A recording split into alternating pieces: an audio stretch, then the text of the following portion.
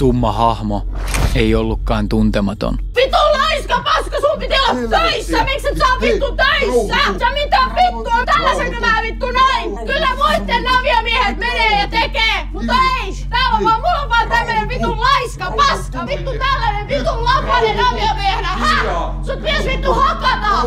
Se oli mun äiti, ympäri kännissä ja lääkkeissä, jo 4. kertaa tällä viikolla.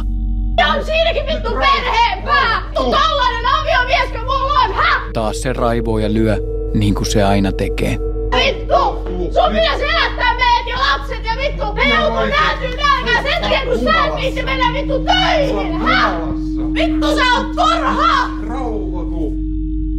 Iskä sai viimein taas rauhoitettua äidin ja laski hänet sohvalle. Nyt mennään istumaan. Mä oon ihan rauhassa. Mennä istumaan. Ihan rauhassa on. Vittu.